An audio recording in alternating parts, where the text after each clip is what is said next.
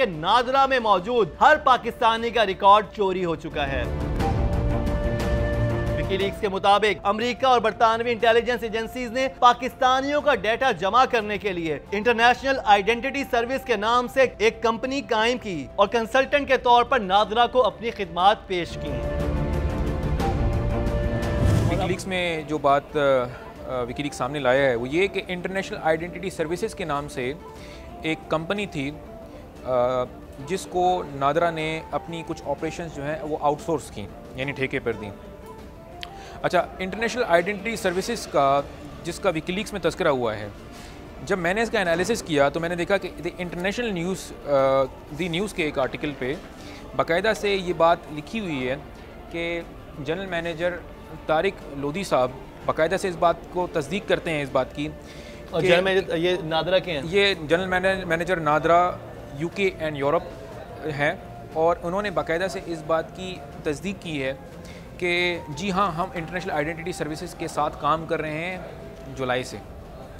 अच्छा, जब मैंने इस कंपनी की हिस्ट्री चेक की, यानी मुझे नॉर्मल गूगल सर्च से करके नादरा ने अपना कुछ काम जो था आउटसोर्स दिया, और उस कंपनी का नाम था इंटरनेशनल आइडेंटिटी सर्विसेज। तो ये बात विकीलीक्स ने लिखी, तो हमने इसको इन्वेस्टिगेट किया कि ये बात कहाँ तक दुरुस्त है, क्योंकि ऑब्वियसली उन्होंने एक फ्रंट पे कंपनी सेटअप करनी थी, ये सारा का सारा डाटा एक्सट्रैक्ट करने की।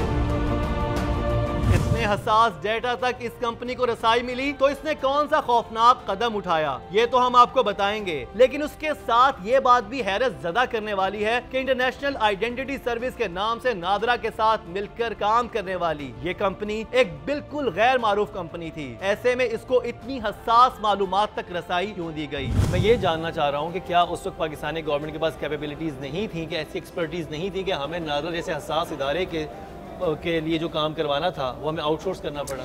मेरा भी यही सवाल है, और ये सवाल जो है नादरा से पूछना चाहिए कि एक ऐसी कंपनी जो कि उसी साल में रजिस्टर्ड हुई है, आपको उसी साल में आपने उसको प्रोजेक्ट आउटसोर्स कर दिया, और उसके पूरे हिस्ट्री में अगर आप उसकी देखें हिस्ट्री में, तो उस कंपनी ने सिर्फ एक ही प्रोजेक्ट किया है जो कि नादरा की प्रोजेक्ट किया है।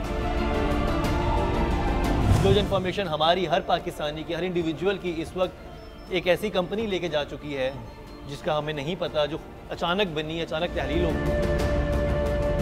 तहलील होने से पहले मुबैना तौर पर इस कंपनी ने नादरा का सारा बायोडाटा चोरी कर लिया, जिससे हमारी सिक्योरिटी को खतरात लाहक हो चुके हैं। मैं समझता हूँ कि बहुत बड़ा सिक्योरिटी रिस्क है, क्योंकि नादरा जो है it is one of the most sensitive databases that can exist. इसके बेसिस के ऊपर सारे टेलीकॉम सेक्टर और डिफरेंट सेक्टर्स के चीज़ें जो हैं, बैंक अकाउंट्स वेरीफाई होते हैं, सिम की चीज़ें वेरीफाई होती हैं। नादरा के डेटाबेस में हमारी बायोमेट्रिक की डिटेल्स स्टोर होती हैं। अगर किसी के पास आपका बायोमेट्रिक फिंगरप्रिंट आ जाता है तो there is nothing you can do, ठीक है।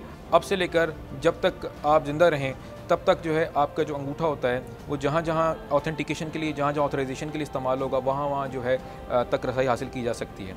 उसके अलावा आप देखें कि नादरा में फैमिली ट्रीज़ भी होते हैं, ठीक है, यानी मेरा आपका फैमिली ट्री, फिर ख़ानदान नंबर होता है, उसकी सारी मैपिंग की जाती है। अब आप फ़र्ज़ करें कि एक शख्स है जो कि हसास इदारे में काम कर रहा है हमारी कंट्री में, या किसी वो सेंसिटिव असाइनमेंट पर है, ठीक है, जज है, कोई पुलिस ऑफिसर है, आर्मी में है, कोई भी किसी भी हसास इदारे में हो सकता है। अच्छा, अब ऑब्वियसली उसकी फैमिली ट्री जब एक्सेस की जाएगी, जब उसकी फैमिली ट्री एक्सेस की जाएगी तो अंदाज़ा हो जाएगा कि यार फ़लाने का बेटा जो है या फ़लानी की औलाद जो है वो फ़लानी यूनिवर्सिटी में फ़लानी कंट्री में कर रहे हैं, तो उनको कॉम्प्रोमाइज़ करके जो है ऑब्वियसली डिफरेंट डील्स बनाई जा सकती हैं।